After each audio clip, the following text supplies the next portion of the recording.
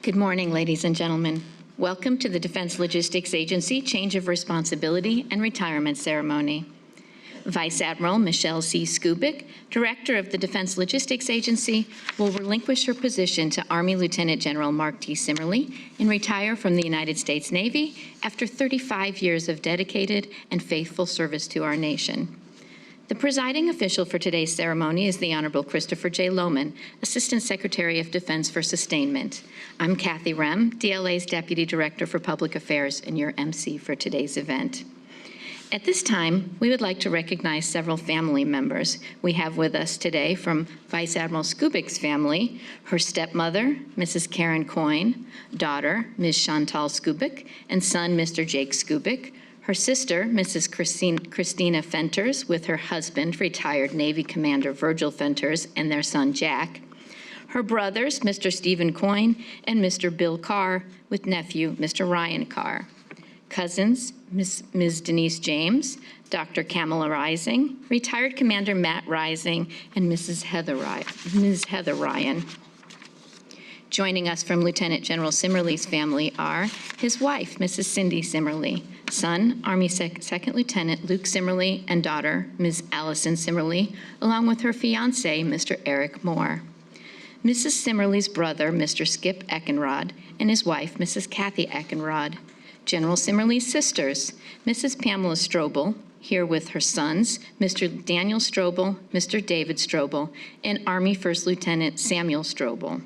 Mrs. Katie Wilkie with her husband, Mr. David Wilkie, and his nephews, Mr. Justin Felberg, with his partner, Ms. Amelia Schatz, and Mr. Mitchell Felberg, along with his wife, Ms. Elizabeth Felberg, and their two young daughters, Avery and Sophie. We also offer a special welcome to the Honorable William LaPlante, Undersecretary of Defense for Acquisition and Sustainment, Honorable Alan Estevez, Undersecretary of Commerce for Industry and Security, and his wife, Ms. Susan Pearson, Honorable Ellen Lord, former Undersecretary of Defense for Acquisition and Sustainment, and Honorable Rhoda Plum, Deputy Undersecretary of Defense for Acquisition and Sustainment, the Honorable W. Jordan Gillis, former Assistant Secretary of Defense for Sustainment, and retired Navy Admiral Cecil Haney, former Commander of U.S. Strategic Command. To all of these distinguished visitors, former Defense Logistics Agency directors, general and flag officers, senior executive service members, family and friends, and members of the DLA team, welcome.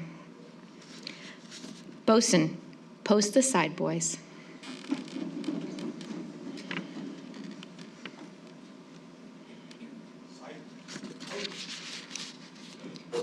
Ladies and gentlemen, please rise for the arrival of the official party and remain standing for the rendering of honors, playing of the national anthem by the Navy Brass Quintet, presentation of colors by the Navy Color Guard, and invocation delivered by DLA Chaplain Army Colonel Thomas Brooks. Bosun, prepare to bring aboard the official party.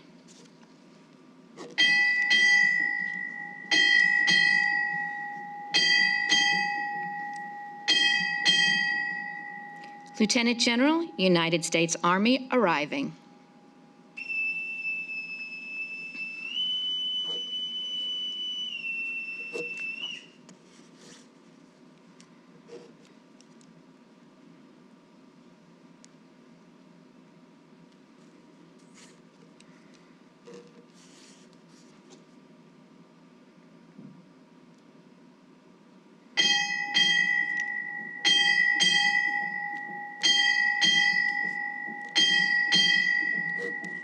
Defense Logistics Agency, arriving.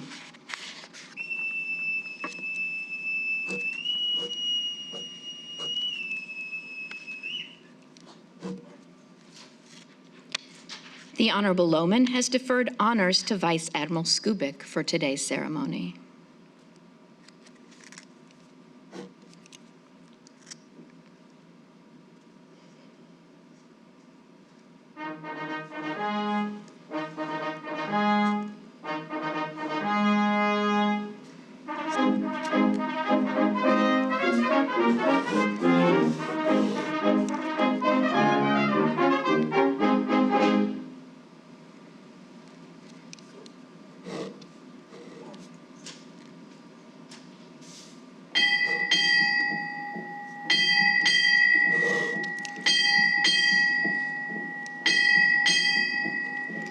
Assistant Secretary of Defense for Sustainment arriving.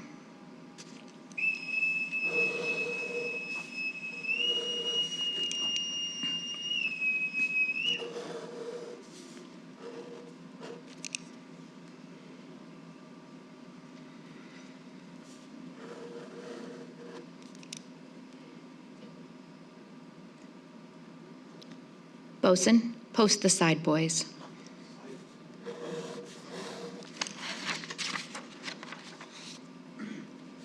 Advance the colors.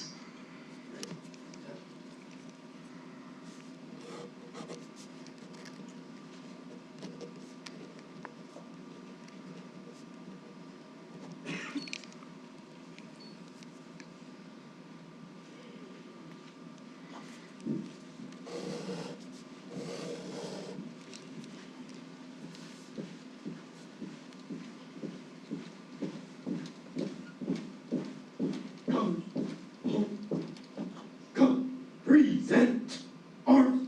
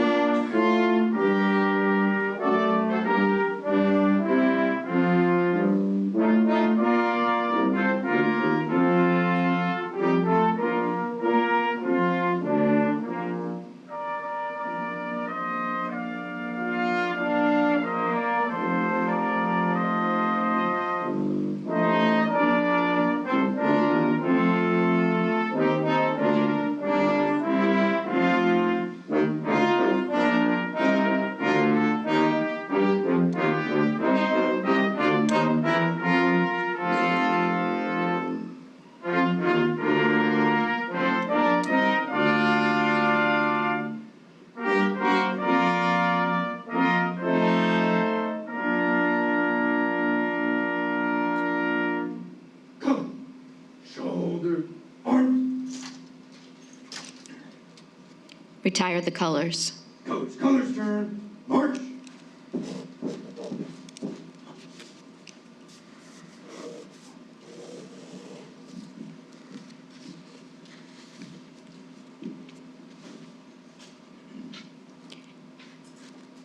DLA Chaplain Thomas Brooks will now deliver the invocation.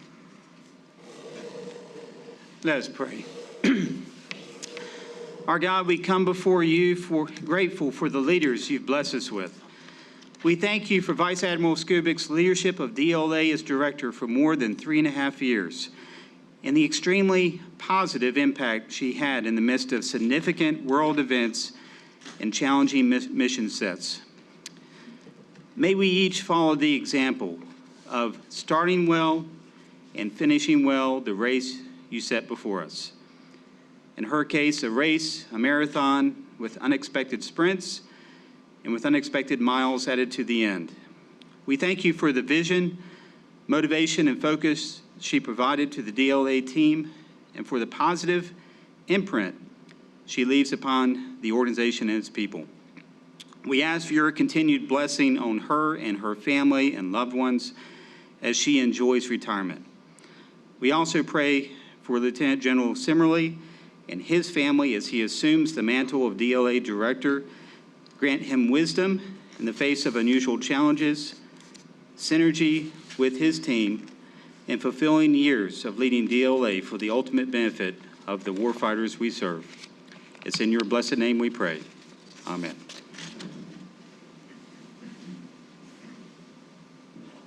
Please be seated.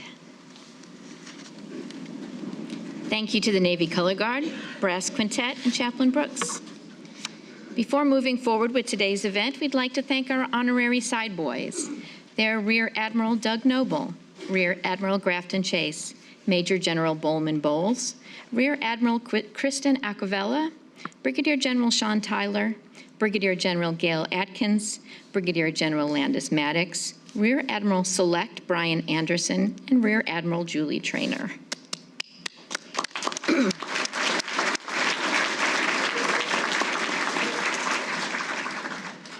It's now my privilege to introduce our presiding official, the Honorable Christopher J. Lohman, Assistant Secretary of Defense for Sustainment.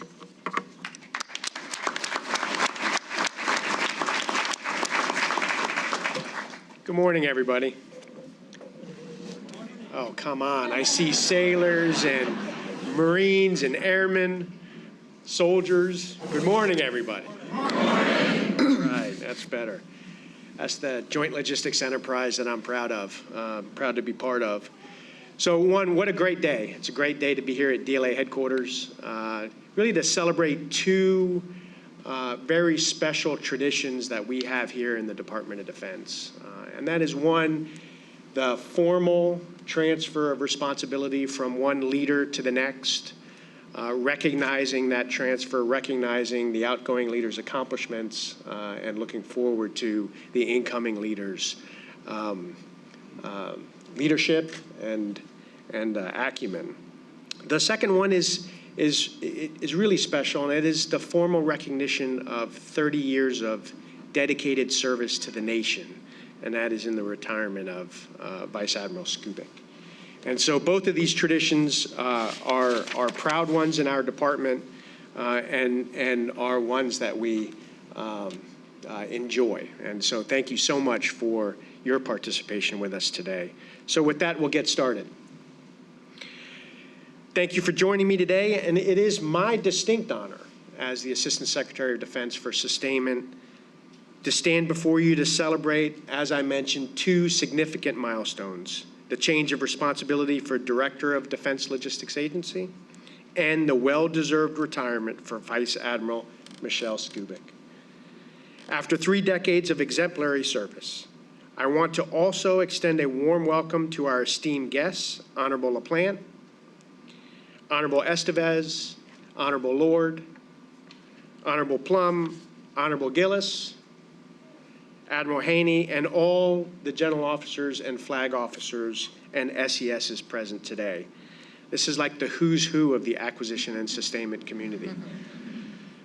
Your presence here today underscores the magnitude of this occasion and the important role that DLA plays ensuring sustainment of our joint force and the interagency.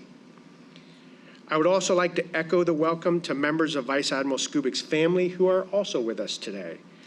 Stepmother Karen Coyne, your daughter Chantal and son Jake, brothers Stephen and Bill, sister Christina, and her husband, retired Navy Commander Virgil Fenters, nephews Jack Fenter and Ryan Carr, as well as the extended family members who have traveled here this morning. Welcome, and thanks for coming.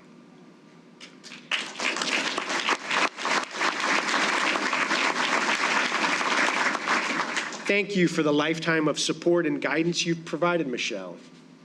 We recognize and value families in this department and understand that without the love and support from you, we would not be here today to honor her leadership and commitment to our nation.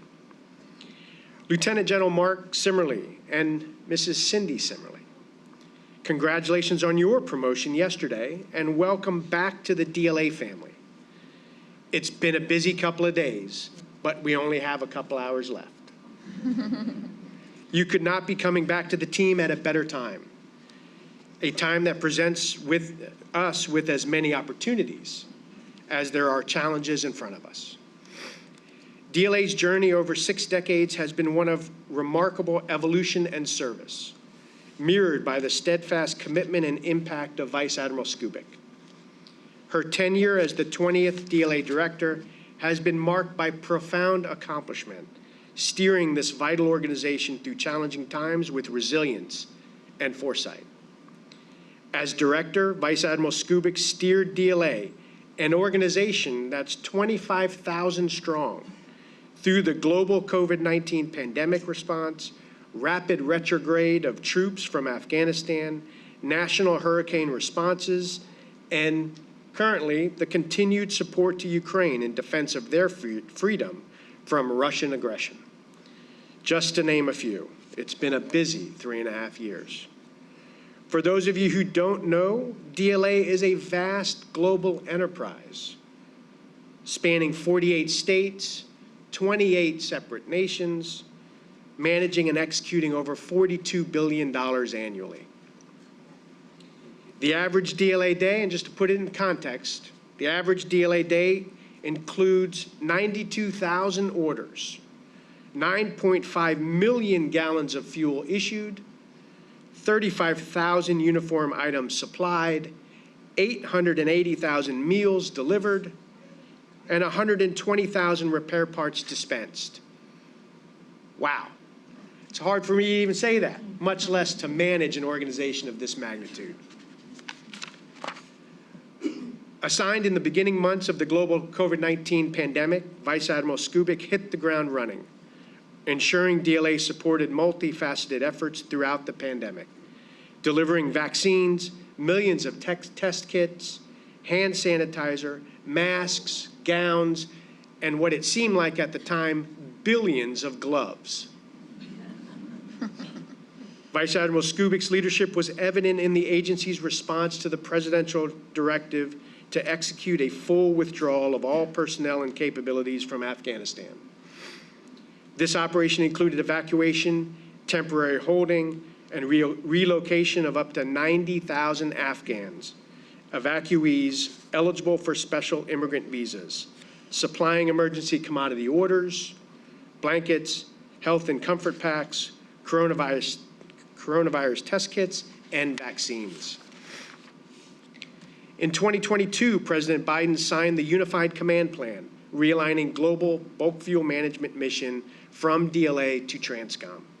Vice Admiral Skubic and the team tirelessly worked on seamless transition to Transcom, ultimately providing the warfighter improved fuel management and distribution before and during crisis. Under this change, DLA maintained its expertise in integrated material management, procurement, and storage of bulk fuel. They remain the preeminent manager of bulk petroleum items. And finally, as we speak, DLA continues their global support mission, supporting not only U.S. joint forces deployed globally, but also our allies in Ukraine, providing critical repair parts, equipment, and a host of other needed supplies. DLA is a complex command performing a critical mission for our nation that cannot be ignored or without leadership. This is why we are here today and why we appreciate everyone that's in attendance. These DLA accomplishments reflect the strong and dedicated leadership of Vice Admiral Skubic, skills that have been honed over her 34 years of service. Shortly before graduating from California State University, Michelle spoke with a reserve officer on campus who helped guide her decision to join the Navy. We thank that officer. I couldn't find out his name, but I'm sure he's still out there. Following in the footsteps of her father, Commander Thomas Coyne, who served 20 years as a naval officer, serving multiple tours in Vietnam, and also serving as one of only 75 commanding officers over the last 227 years of the USS Constitution, Old Ironsides, which was commissioned in 1797. Now that is Navy tradition. Michelle has had a long and distinguished career serving both in operational assignments and ashore.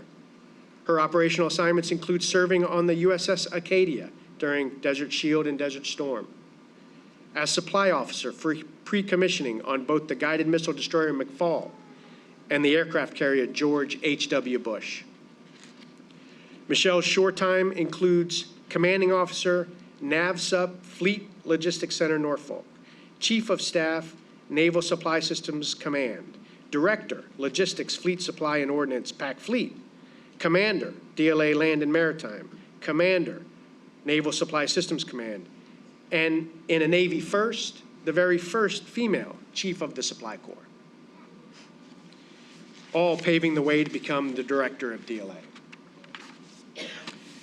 Michelle, your dedication to duty in your country have been exactly what our nation needed. You have continued to carry the torch and take on every challenge presented to you. It has been an honor to work with you as part of the sustainment team and watch your dedication to the warfighter. I wish you the best in retirement. Let's give Michelle a round of applause.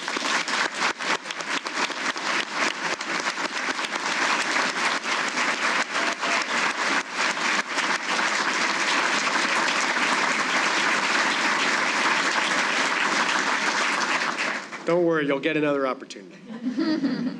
As we bid farewell to Vice Admiral Skubic, a leader of exceptional caliber and commitment, we simultaneously turn a new page in the storied history of the Defense Logistics Agency. Today, we not only celebrate a remarkable career, but also embrace the future under new leadership. Transition in leadership is a time of reflection and anticipation. Reflection on the milestones achieved, and anticipation for the journey ahead.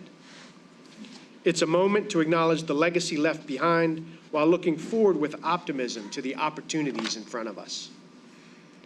In this spirit of transition and continuity, we warmly welcome Lieutenant General Mark Simerly to lead the Defense Logistics Agency. We acknowledge his distinguished military service, marked by leadership, strategic insight, and deep commitment to logistics excellence. Lieutenant General Simerly, previously at the helm of the Combined Armed Support Command and DLA Troop Support, has demonstrated exceptional capability in managing complex logistical operations on a global scale. I can't think of a better leader for an organization as complex as the Defense Logistics Agency. However, while we recognize Lieutenant General Simerly's assumption of responsibility, I would be remiss if we did not also recognize his family here today, to include Cindy, his two children, Second Lieutenant Luke Simerly and daughter Allison, accompanied by her fiancé Eric Moore, and of course, all of the Simerly extended family in attendance are also welcome today. As Lieutenant General Simerly steps into this new role, his proven track record assures us that DLA is in capable hands, ready to meet the evolving challenges of military logistics and sustainment. Lieutenant General Simerly steps into this role at a time when the strategic landscape is rapidly evolving, and the importance of logistics and sustainment in our national defense strategy has never been more pronounced. As we pass the colors from Vice Admiral Skubic to Lieutenant General Simerly, we are witnessing more than a change of leadership. It represents the enduring spirit of dedication and excellence that is the hallmark of DLA. I would like to extend my deepest gratitude to everyone present here today and those joining us remotely. Your support and dedication to the mission of DLA and our armed forces is invaluable. Thank you.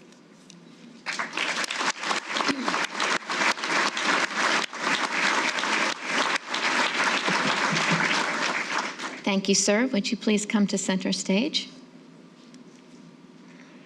The Honorable Lohman will now conduct the change of responsibility. Ladies and gentlemen, please remain seated. Vice Admiral Skubic and Lieutenant General Simerly, please move to center stage. Command Chief Master Sergeant Alvin R. Dyer, Senior Enlisted Leader of the Defense Logistics Agency, will now come forward with the organizational colors.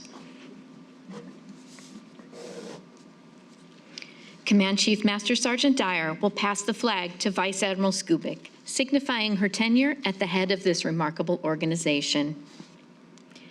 The passing of the colors from Vice Admiral Skubic to the Honorable Lohman signifies that the Defense Logistics Agency is never without leadership. The passing of the colors from the Honorable Lohman to Lieutenant General Simerly signifies the passing of his trust as he charges General Simerly with responsibility for the organization's mission and the welfare of its personnel. Lieutenant General Simerly will now return the flag to Command Chief Master Sergeant Dyer.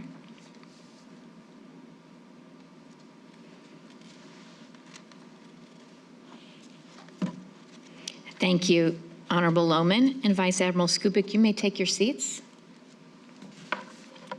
Ladies and gentlemen, it is my distinct privilege to introduce to you Lieutenant General Mark T. Simerly, Director of the Defense Logistics Agency.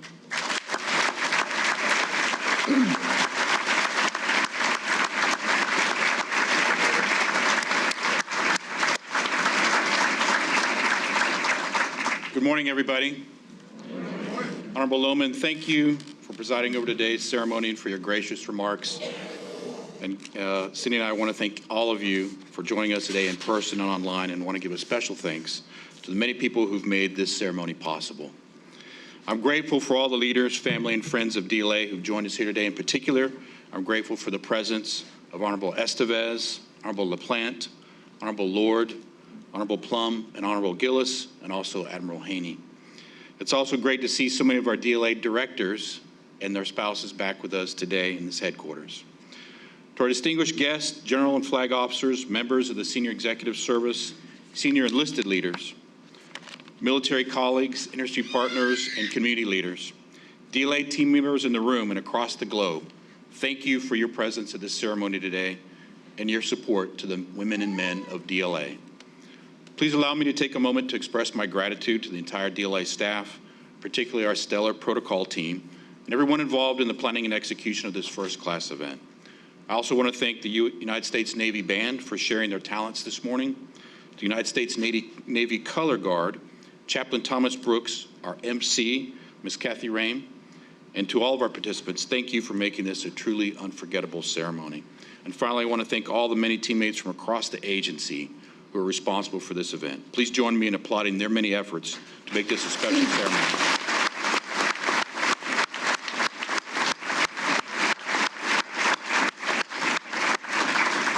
I have three themes this morning that I want to share with you, and my first theme is gratitude. To say that today is a high point in my career in the United States Army would be an understatement, and I'm under no illusions that I got here alone. I'm grateful to God for the opportunity to continue to wear this uniform and serve this great nation, and to serve as a career soldier in the tradition of my father and my father-in-law. I'm grateful for the enduring support of my wife, Cindy, for being my best friend, my lifelong partner on this journey in the military, and the loving mother of our two wonderful children, as well as for her support to military family well-being, especially military-connected children, through her work at the Military Child Education Coalition. I'm grateful for our children, Allison and Luke, who make us proud every day as they serve in their own way and have constantly supported Cindy and me. Thank you, Allie and Luke, for your patience and adaptability through many moves over the years and your many sacrifices. This lifestyle asks much of our military children, and I cherish your love and support. I'm grateful for my wonderful family and friends who've stood by us throughout our career. So many have been kind enough to travel here today, as well as the mentorship and friendship of so many leaders and service members who are responsible for my success. I'm grateful for the remarkable leadership of my predecessor, Vice Admiral Michelle Skubic, who skillfully led the agency through more than 40 dynamic months and postured it so well to meet its future responsibilities. Michelle, congratulations on your well-deserved retirement. As the 21st DLA Director, I will do my best to advance the legacy of excellence you and the 19 previous DLA Directors have established and cultivated for more than 62 years in DLA. I'd also like to thank Honorable LaPlante and Honorable Lohman for their confidence in me to support my appointment to this position. I look forward to meeting your intent in the months and years to come. Finally, I'm grateful to return as a member of this outstanding DLA team, composed of over 1,100 service members and almost 24,000 Department of Defense civilians who take exceptional pride in supporting our warfighters and our nation. My second theme is determination.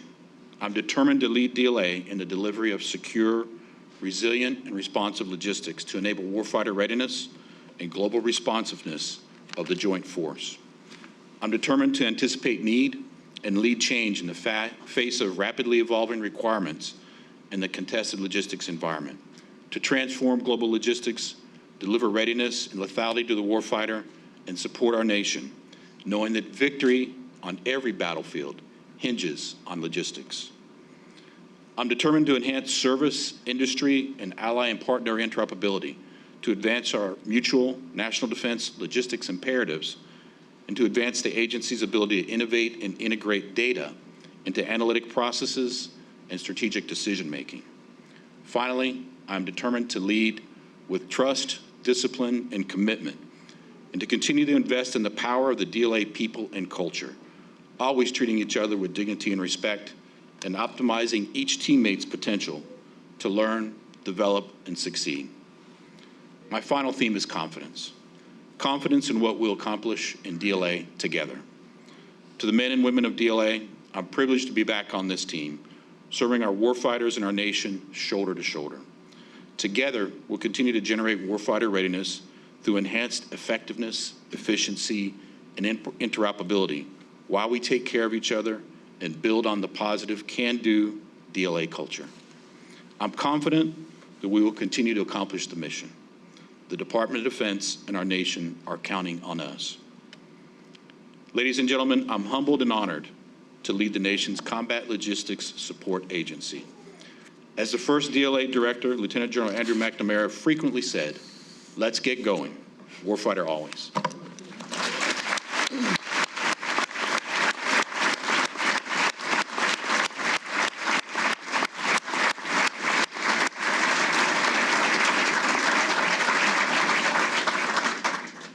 Thank you, General Simerly. Congratulations, sir, and welcome back to the DLA team. General Simerly's wife, Mrs. Cindy Simerly, will now be presented a bouquet of yellow roses on behalf of the DLA team to symbolize friendship and new beginnings. Ma'am, we also welcome you back to the DLA family.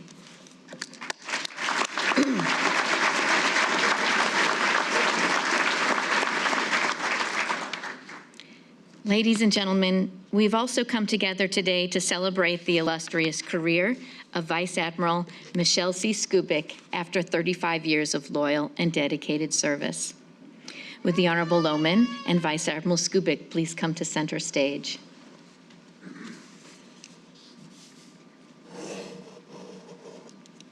The Honorable Loman will now present Vice Admiral Skubic with the Defense Distinguished Service Medal. Vice Admiral Michelle C. Skubic, United States Navy, is receiving the Defense Distinguished Service Medal for exceptionally meritorious service in a position of great responsibility as Director of the Defense Logistics Agency from July 2020 to February 2024. She led a workforce of 26,000 civilian and military personnel positioned in 48 states and 28 countries and managed a $41 billion enterprise. Under her leadership, DLA surged to meet significant requirements for warfighters globally while continuing to support contingency operations and the COVID-19 pandemic response. Her distinctive accomplishments bring to a close a long and distinguished career in the service of her country and reflect great credit upon herself, the United States Navy, and the Department of Defense. And the award is signed Lloyd J. Austin III, Secretary of Defense.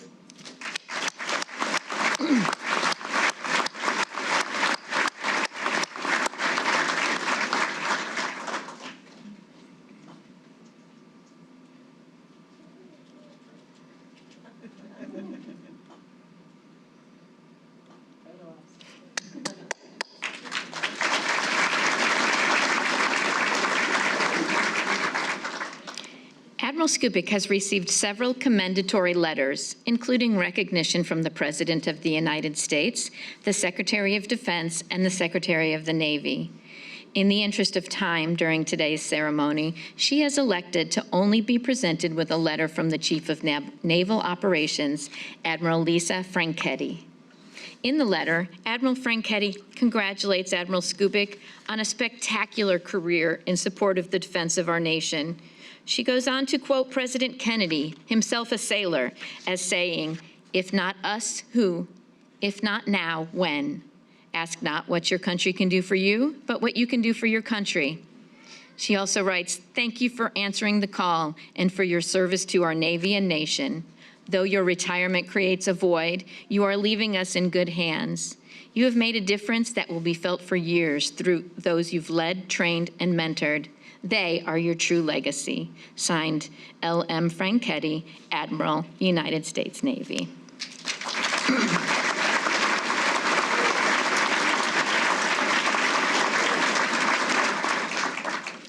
Honorable Loman will now present Vice Admiral Skubic with her Certificate of Retirement from the Armed Forces of the United States. The certificate reads, "Certificate of Retirement from the Armed Forces of the United States of America. To all who shall see these presents, greeting. This is to certify that Michelle C. Skubic, having served faithfully and honorably, was retired from the United States Navy on the first day of April 2024. Signed, L.M. Franchetti, Admiral, United States Navy, Chief of Naval Operations.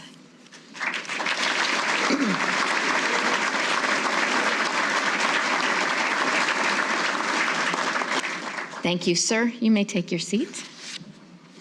Vice Admiral Skubic, the floor is yours.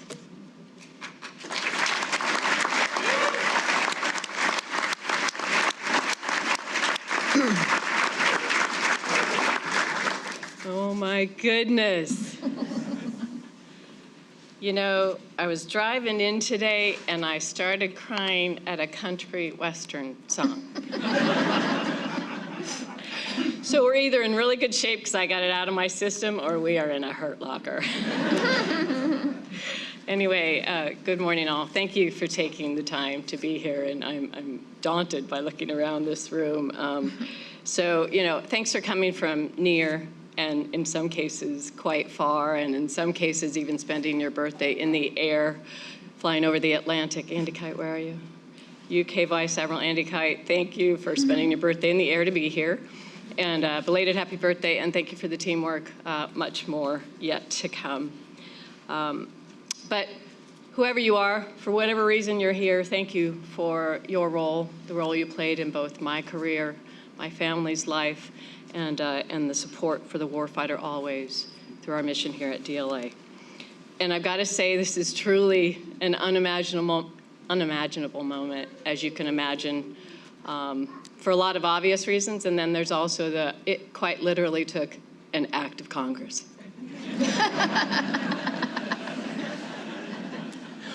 Those who understand know that I delayed a little bit. I was supposed to leave last August or so. But you know, it was an honor to stay an extra 6 months.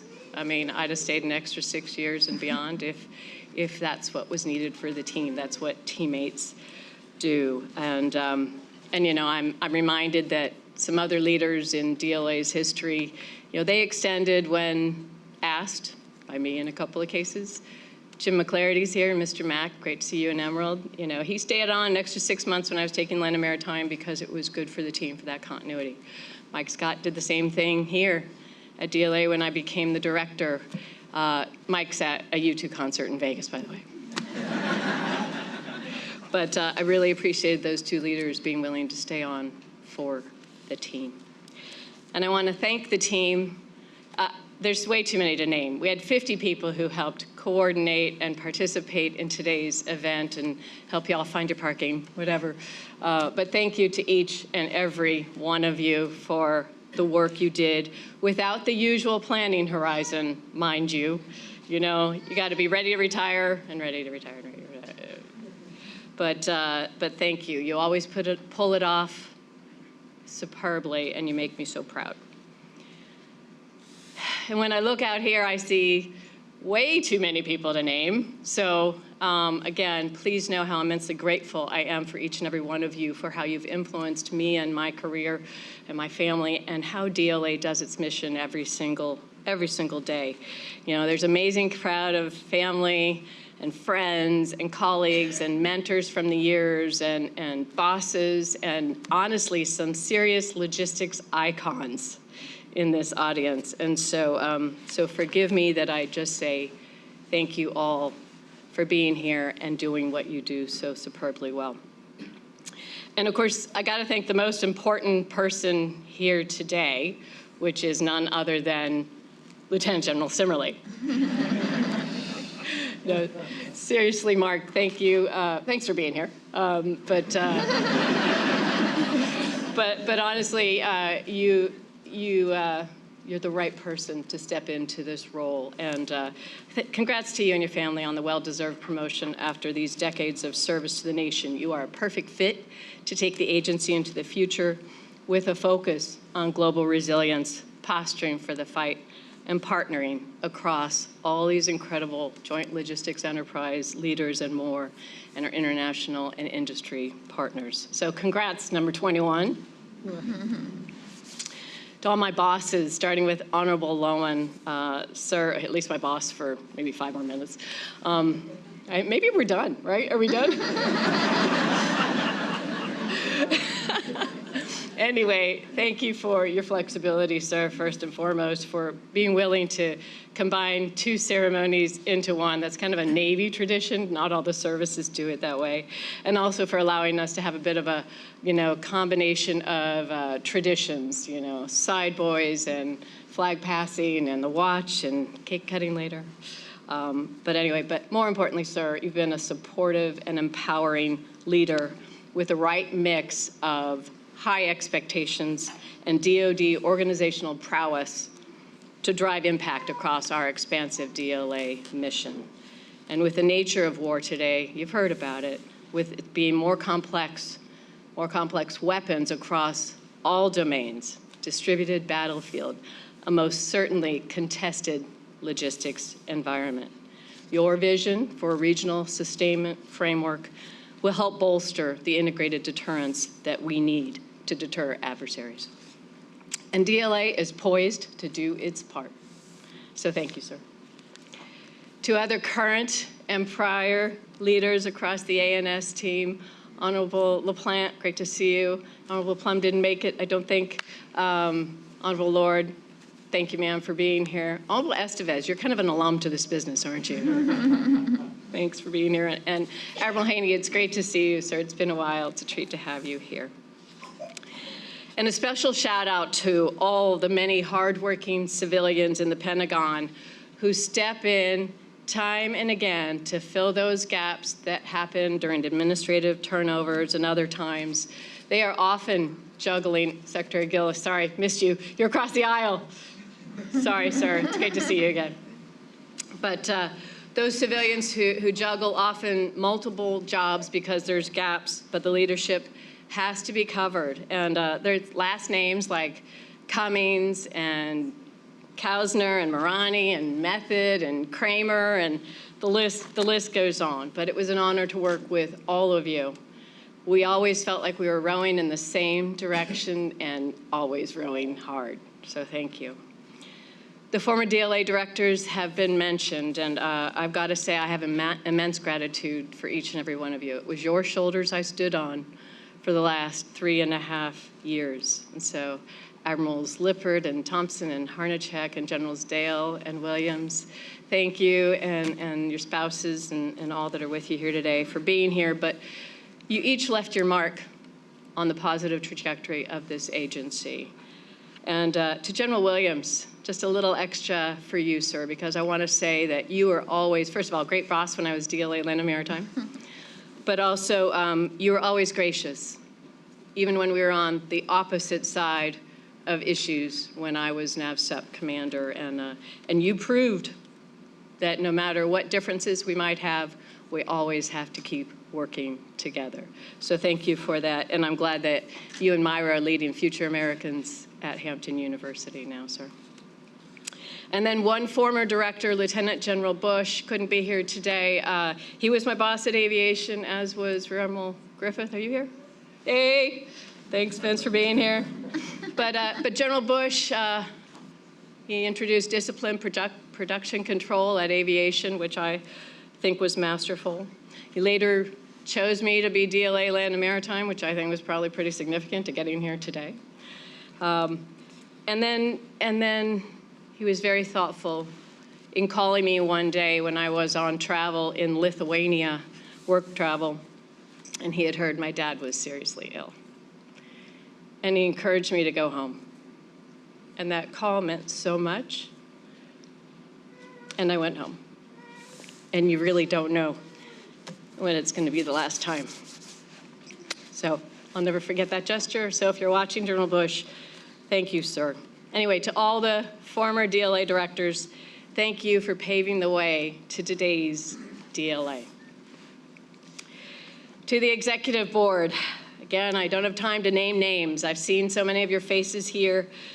To all our DLA leaders across the executive board, starting with our Vice Director, Brad Bunn, my best hire ever.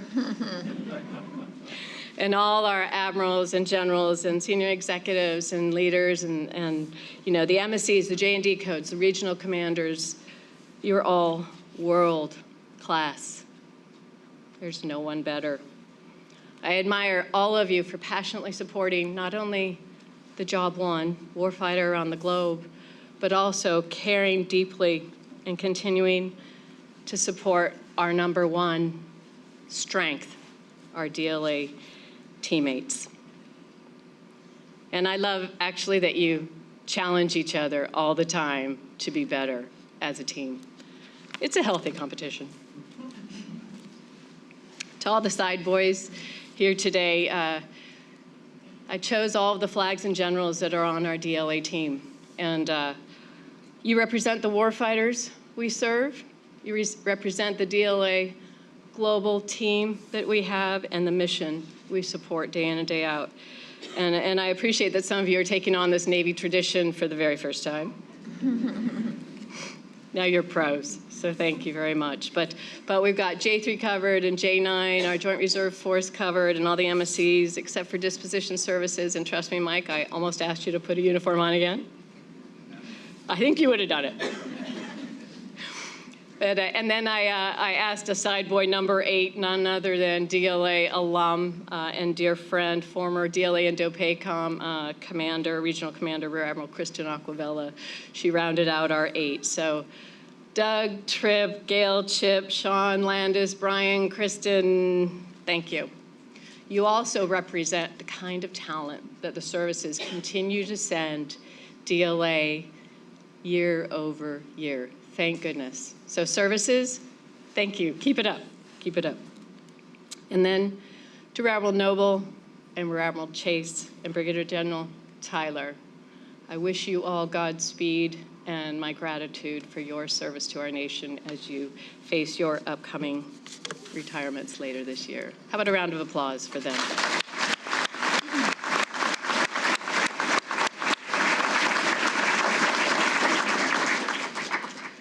I appreciate all the joint and coalition leaders across our logistics enterprise. We often call it the JLENT.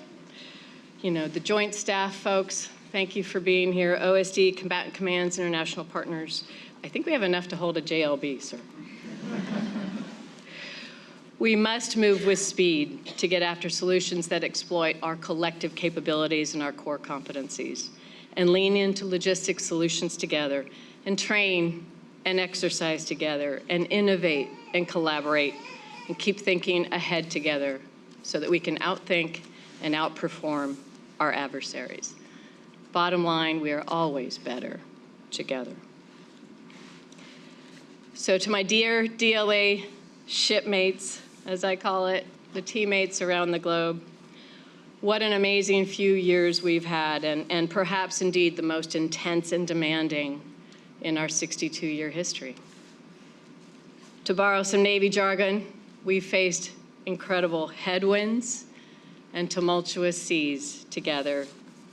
And no matter what role you play in our agency, one of those 1,000+ military members, active guard reserve, or those amazing, talented civilians, 25,000+, who, by the way, 45% of them have worn the cloth of our nation. No matter what role you play, you've been amazing, and we have weathered quite a storm together.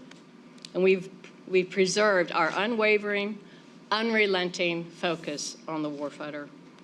And you know, much of what you do every day is not memorialized, and yet it is so worthy to be so. So I'm gonna just step back a couple of years. I've got to say it felt a little bit like divine intervention when I was brought back to DLA. That and Secretary Lord. So Honorable Lord, thank you for choosing me for the opportunity of a career, of a lifetime, honestly, leading this national treasure of a team. And also thank you for your insights on my next phase. Appreciate that. By the time I had reported, we were already a few months into COVID-19, and my predecessor, Lieutenant General Williams, and this amazing leadership team had already spun up to work virtually. Those numbers Secretary Lohman mentioned, that now had to happen 100% from the virtual environment.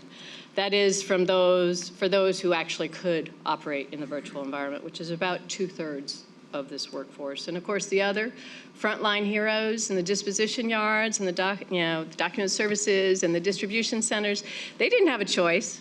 We made some tweaks to keep the team as safe as we possibly could, but they had to keep coming in and keep charging. And I'm grateful for every one of those folks. But this team really pulled through.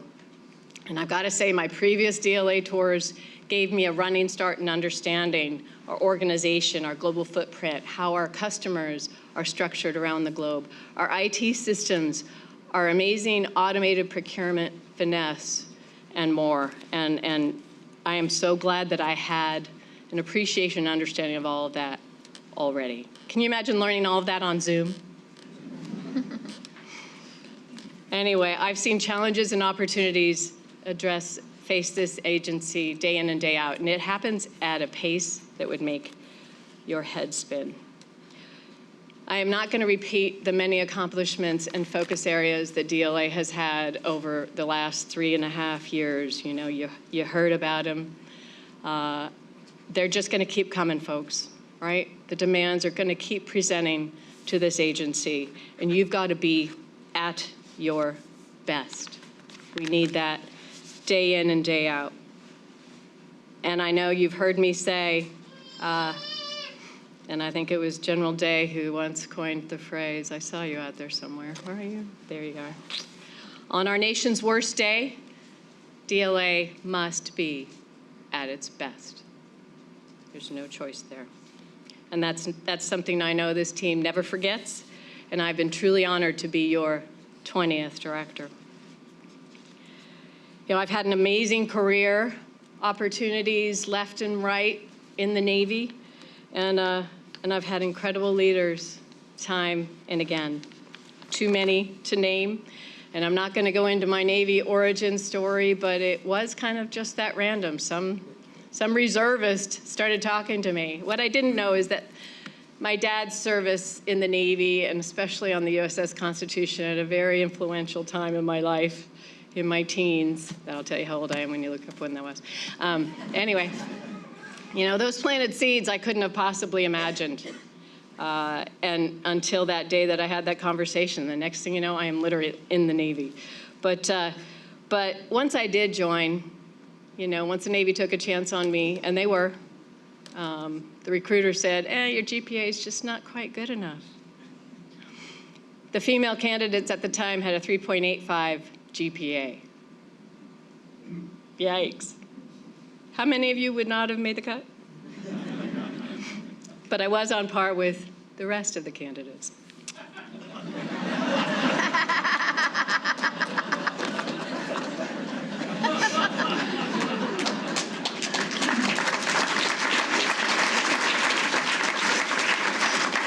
So 35.5 years later, I would say they got a pretty good return on their investment. So many leaders saw potential and gave me a chance, and sometimes that came in the form of opportunities, and sometimes it came in the form of grace and guidance. And one such example of the grace and guidance is my first skipper, retired Navy Captain Larry King, who's here with his wife, Carol. Good to see you both. He also is a 3-star in the Coast Guard Auxiliary, past National Commodore of the Coast Guard Auxiliary. So imagine not seeing your former boss for 15, 20 years, long time. And all of a sudden we're both wearing 3 stars at a Coast Guard change of command. Oh my gosh, that was such a great surprise. But you know, as an ensign walking aboard my first ship, he was absolutely that bespoke CO that it was just what I needed. And not only would John Paul Jones himself have admired you for the mariner you were, he would have definitely admired you for the leader you were, skipper, having navigated the first mixed-gender ship into war, the first Gulf War. And that was prior to repeal of the Combat Exclusion Law in 1993 that had previously barred women from serving in combat. And thankfully, in my case, he could discern errors from malice. any help this junior officer learned, and your guidance shaped my career from that point forward, sir. So the back of the program is for you, Skipper. And many others took a chance over the years. I'm going to try to truncate my remarks because I'm only about 10% through. The folks like Captain Rick Boyd, a DLA alum who recently passed, Rear Admiral Ray Archer, a DLA alum. He took some chances on me in providing opportunities. Bruce Felina, who was a SES at NavAir, who needed a deputy in contracting, and I had none. And he accepted me, and so 3 years at NavAir, I actually had some experience in contracting. So I appreciate that. And then way back, literally 20 years ago, then Captain Mark Heinrich, who became DLA Aviation and DLA J3 and Chief Number 46, he chose me to be his deputy at SurfPac, and then later recruited me to DLA Aviation, even though he wasn't going to be there. And that definitely, as my first tour at DLA, was a stepping stone to today. So, boss, thank you for all of that. And the list goes on, including Rear Admiral Dan Stone, another DLA alum, who chose me to go to the aircraft carrier George H.W. Bush. I had done aviation tours, but never served on a carrier, so it's very avant-garde to pick a supply officer to go to a carrier. It happens, but it happens rarely, and I was really grateful for that opportunity to be the first suppo on the George H.W. Bush. And I had amazing skipper, Kevin O'Flaherty, Oaf, and I had a great assistant supply officer, none other than Captain Danny King, who's lieutenant commander at the time. Where are you, Danny? There you are. Thank you for coordinating my retirement ceremony today.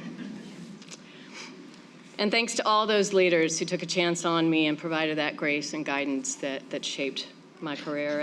And candidly, all of us should aspire to be those door openers when we see potential, even if it isn't the most obvious move. So, my Navy Supply Corps flags, active, retired, reserve. Raise your hands. Okay, come on, seriously. Okay, yes, thank you. Grateful to all of you, to have served with all of you, and I appreciate the enduring friendships. I treasure them. And I look forward to being part of the old guard with all of you and all the other supply officers. Where are the supply officers? All of you. Hoorah! All right, thanks for being here. It was my distinct honor to be your chief, number 48. I treasure the relationships, I treasure the memories, and I'm so proud of all of you. I will say to Chief number 50, Ken Epps, Rear Admiral Ken Epps, I appreciate you reinforcing the transparency and positive teamwork between NAVSEP and DLA. Like General Williams, you know we're always better when we work together. So many senior enlisted leaders and troops that I've been honored to lead alongside. Chief Dyer, sorry, I wish we had more time. But you know what? I was supposed to be gone before you got here. So I guess it was all extra innings and great. So it's good to have you on the team. I know you'll be a wonderful leader alongside General Simerly. There's been other great senior enlisted leaders like Master Chief Pickering, Master Chief Myrick, Master Chief Wright. And then I've got a couple of extraordinary sisters in arms. I haven't seen them, so I don't know if they're here. Master Chief Howe, Master Chief, Sergeant Major O'Neill. There's Master Chief Howe. Oh, all right, you two, I know you guys know each other. You need to find each other. Anyway, these senior leaders, you both motivated me so much. I was honored to serve with both of you. You really did inspire me every day, and that's not just because you both jumped out of airplanes. I've got lifelong friends here. Again, too many to name, but you know, Ruth Christofferson was on my first ship, Acadia, under Captain King. You're a few aisles off of each other. You'll see each other later. But Ruth became my maid of honor and is now an enduring friend, and I look forward to visiting you and Al, a DLA alum, in Washington sometime soon. By the way, you're only 40 minutes from Michelle and Tori, so I figured that one out. That's good. Side boy number 8. Kristen Aquavella is the one person besides my cousin-in-law, Matt, who has known my kids longer than family. Auntie Kay, Auntie Kristen. But, you know, that's what happens when you're stationed overseas. It's your teammates that are your family. And so thanks for being a side boy. You represent a lot friendship, Navy, Navy supply, DLA, regional commands, so much, so, and you, once upon a time, 25 some odd years ago, almost hung up your cleats. I don't know that everybody knows that. And I might have been just a little influential in encouraging you to stay, but it wasn't really me. It was your love of the Navy and the team that kept you playing on the field. So glad you stayed, Navy. I know Anson would approve. Tracy Govan, I have not seen you. Tracy, where are you? Did she not make it? Oh, all right. A dear friend. She's my oldest and dearest friend. She's known me since those awkward teenage years, so you could have, asked her all about that. Michelle Nixon, I saw you and Tori over there. Tracy, there you are. Okay, thank you.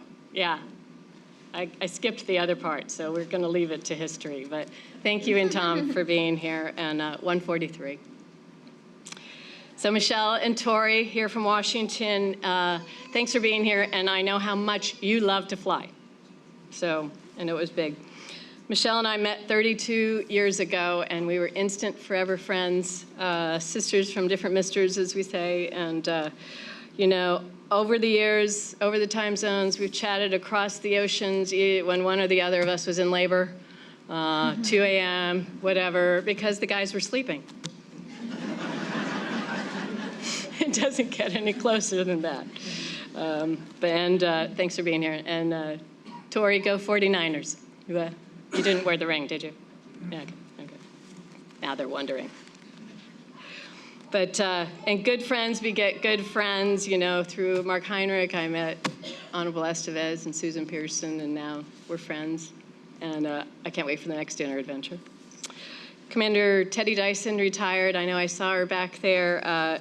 Teddy and I knew each other a little bit in the early years, but we became post-grad twins. We had identical schedules in Naval Postgraduate School, and during those 18 months became dear friends and soon-to-be neighbors, which is even better. And because of one super connector, who isn't here, his name's Eddie Papson. If you ever meet him, you will magnify your friend base by 20. I was taking some takeout in uniform during COVID, trying to rush in and out. That whole don't talk to me people. And this gentleman engaged me in conversation because I was in uniform. And anyway, because of that little moment, and I had that opportunity to meet Eddie, I've met his wife, Nina Armagno, Lieutenant General Nina Armagno, Space Force retired. She's back there.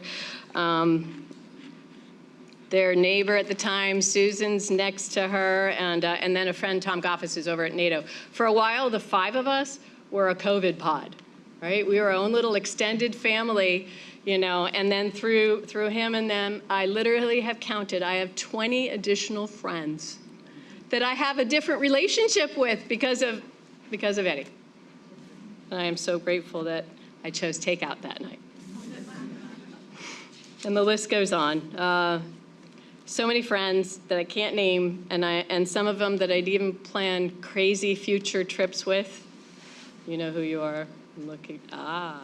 There's one of them. One crazy friend. Anyway, all right, we're getting close, folks. There's a long list of wonderful people who have worked in the Shark Tank, my front office. The XOs, the chiefs of staffs, the aides, the admin assistants, and more. And gosh, they were all selfless, juggling ridiculous amounts of details and schedules and flights and, reminding me what uniform to wear the next day. That sounds easy, but when you have 50 other things demanding your time, it is such a hard job. And all of you are just amazing professionals, leaders in your own right. They all made the job and me better. Autumn Daniel, I saw you. Where are you? There you are. Autumn was the first aide at Atlanta Maritime, and she set the bar high. After that, Josh, Tammy, Brian, Lauren. Lauren made the transfer from SUP to here at DLA, which was huge help for me. David, Laura, and finally, the overtime aide, Justin. I'm truly indebted to all of you for your support of me and the mission through the years. And I look forward to watching your continued successes, all of you. I think Lauren is the only one that got away from Navy. Lauren, where are you? Did they make it? Oh, yeah, because she has a baby. Oh. So that's what I was going to say. She moved on to a lovely life with Trevor and little Bree. So you can all tell her I mentioned her. Others across the front offices, JD, Madot, Jay, Justin Lewis, Sam, Jean, Mint, and Stephanie. I saw a bunch of you. If I didn't mention you, I'm sorry. These teams were always first class. And now, as you can imagine, these military jobs are backbreakers, right? Those of you who've done them, you know. And that's why they're usually only 1 year long. You can only run a thoroughbred for so many hours before they finally collapse. But our current XO, Colonel Javi Brunson, where are you? Hey, did he step out too? Okay, all right. Okay, thank you. By the way, another great example of Army talent. He was kind enough to stay for a second year, and that is just so great, both for me, it has been, and for General Simerly. So thank you. You're masterful as a leader, as a teammate, and as a human. And I look forward to seeing what's ahead for you, Javi.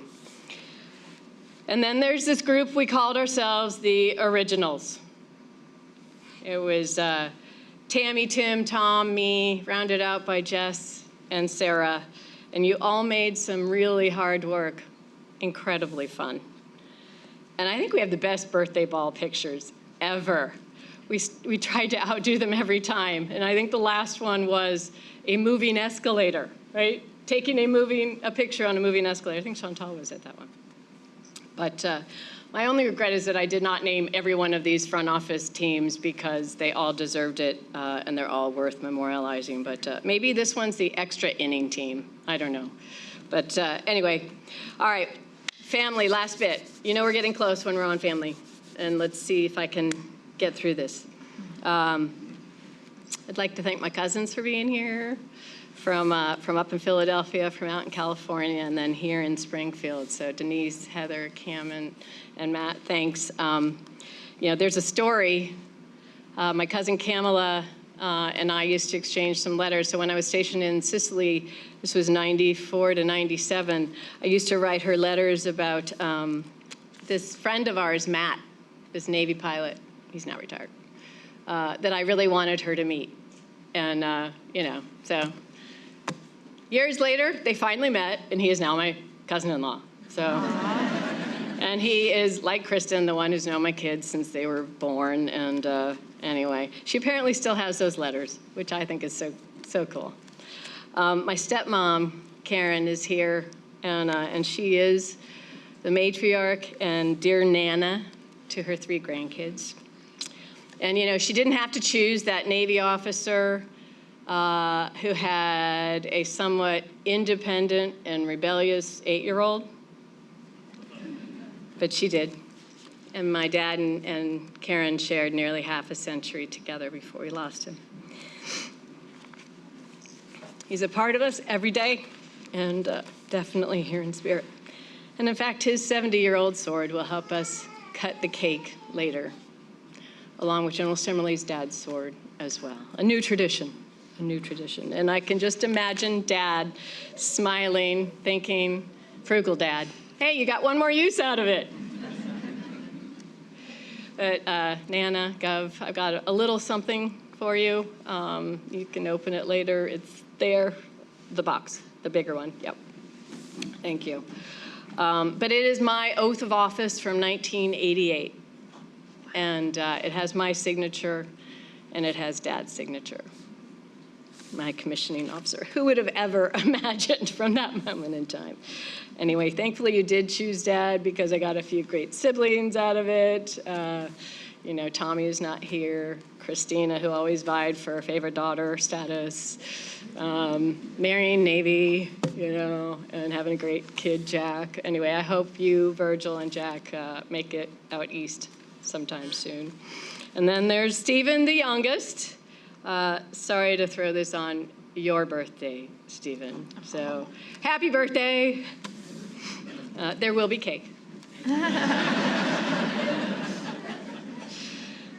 And thanks to unusual fate, when I was 40, I found out long after my mother Janice had passed away that I had another brother, Bill, who had been adopted out as a baby.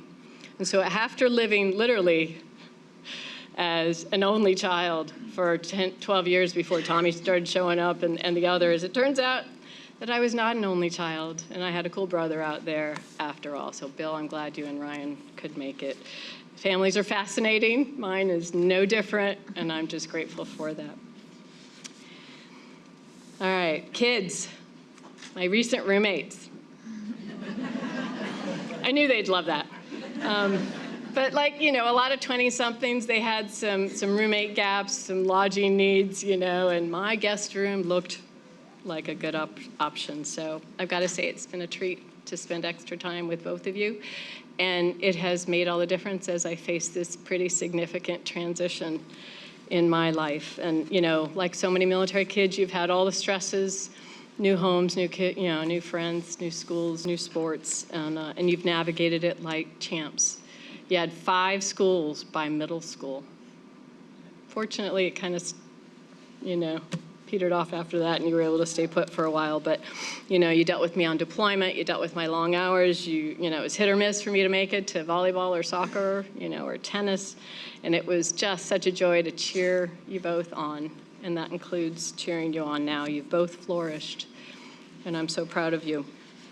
Chantal, we call her Shawnee, so I was about to say that, but I'm just going to say it. Shawnee, you know, what you do is really a reflection of the American dream, and you're making a difference every day. Chantal works in refugee resettlement for the state of Virginia, which includes supporting, you know, Afghans who arrived through Operations Allies Welcome in 2021. You've embraced challenges and faced some serious odds, Fulbright scholar, and you found a path that is truly your own. Jake, my current roommate, he's trying to leave. You've got the biggest heart. You're so smart. I love watching and learning how you're operating in your new job. You've got more self-awareness and insight than I ever hoped to have. And recently, Jake had just gotten a brand new job in capital investments, an area he had never worked before. He'd been in the company, but he'd got a new gig. And literally within a week or two, his new boss took seriously ill and could not be part of the team. He was out of pocket for a good amount of time, and they were working on next year's budget. Imagine doing something you've never done before. You don't know anybody on the team. Well, I watched you step up. You rallied the team to get the products in, and it was masterful. I was really proud of you. I'm very proud of both of you. And I'm not sure I'd still be serving if I hadn't had the joys of being your mom all these years. It balanced out the sacrifices of being in the military, and that includes the sacrifices from both of you. So I've got a little something for you. Also, this is not just a card, so don't lose it. But I'm hoping we can plan a trip together.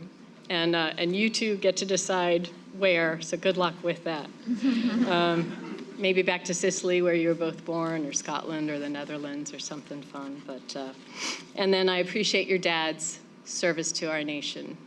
Tom retired after 26 years serving in the Navy Reserves, and he had an immense commitment as your dad, and he was supportive of my career. So I'm glad that he and his wife Carol will be able to join us later this afternoon to celebrate. All right, we are truly on the home stretch. I made it through that. Wow, okay. All right, I think we're good.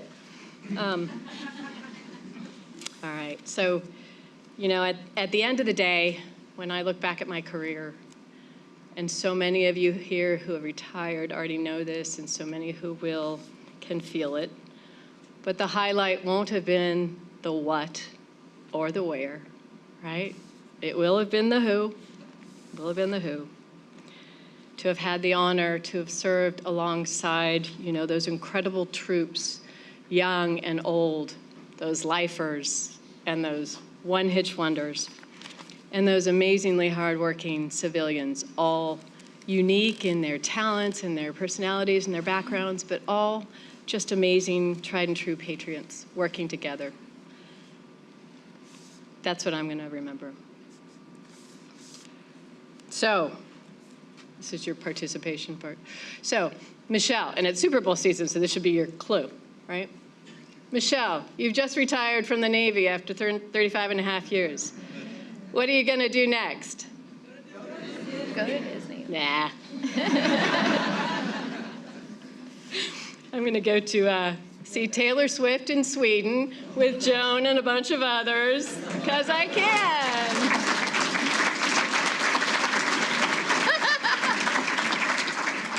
And I am staying local in Potomac Yard, so pondering, you know, season tickets to the Wizards and the Capitals. Some travel on the horizon, and I'm considering taking up bowling. J9? Thank you. Anyway, there's a whole lot that I've forgotten from the decades, but one memory is burned into my history, and that is leaving my first ship. It was in Bahrain, miserably hot, like 120 degrees. I got my sea bag and, you know, extra stuff and dragging it down, you know, but it was tough. I was leaving my team. I had mixed emotions, you know. I was proud. I was that salty sailor finishing my first sea tour with the Gulf War under my belt. I was sad to leave the team.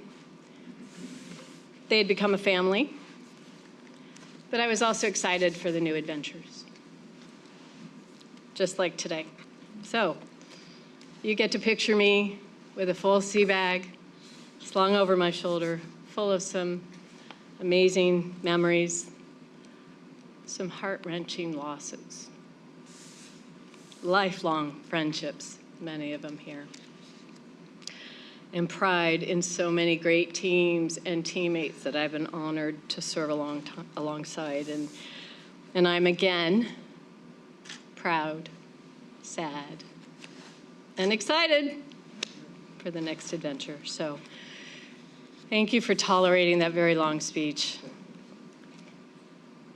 I am so grateful to each and every one of you and to the Navy, for my family and all of my friends.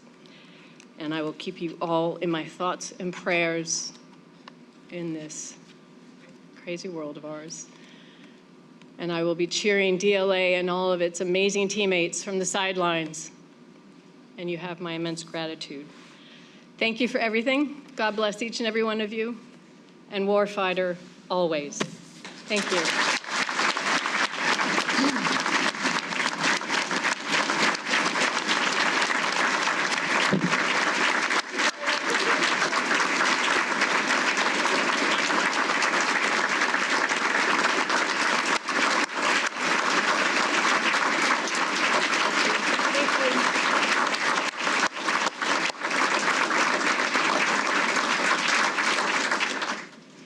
Vice Admiral Skubic will now read her orders.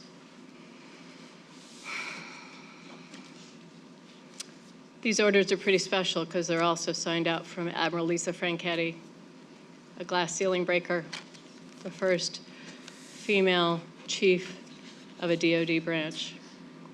She's also a surface warfare officer like my dad was. That's pretty special. Buper's order number 4820. Official retirement orders for Vice Admiral Michelle C. Skubic, United States Navy. Effective 1 April 2024, you will be transferred to the retired list in the grade of Vice Admiral, relieved of all active duty, effective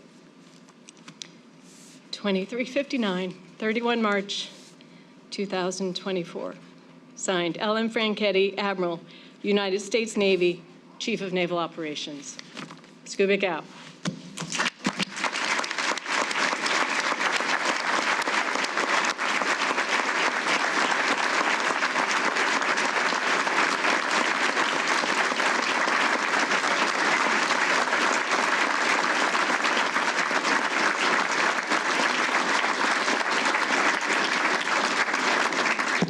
Ladies and gentlemen, you may be seated.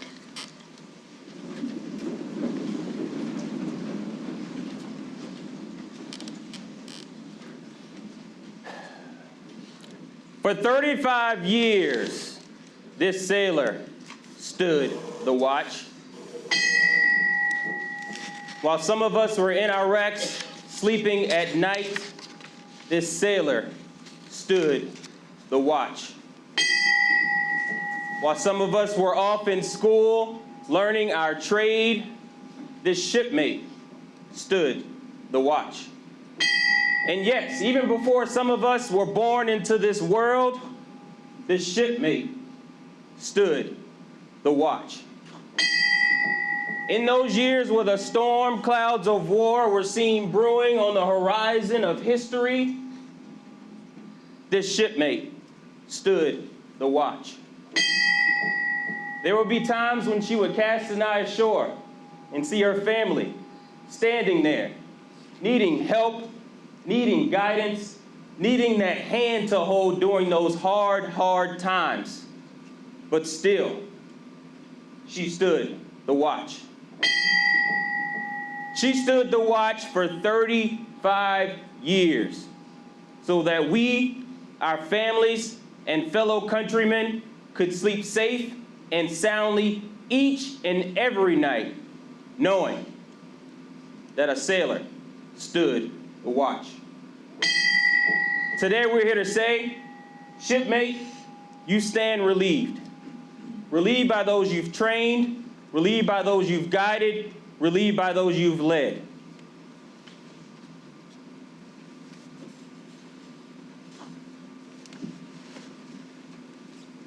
Ma'am, you stand relieved. We have the watch.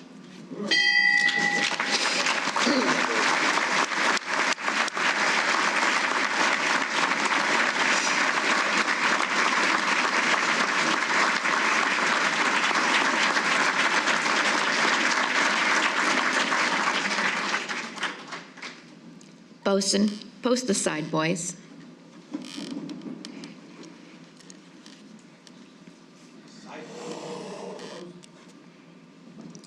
Ladies and gentlemen, please rise for the departure of this outstanding officer. Vice Admiral Skubic will now request permission to go ashore.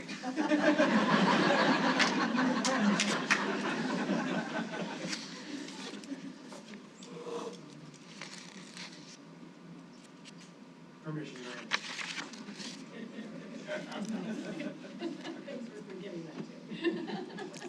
Vice Admiral Michelle C. Skubic, United States Navy retired, will now be piped ashore, accompanied by her daughter and son.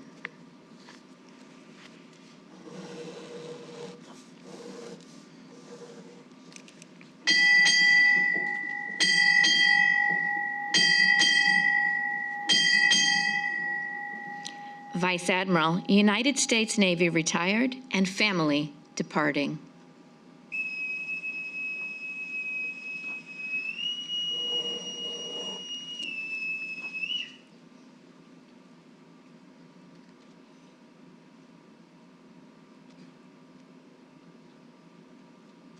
Bosun, retire the side boys.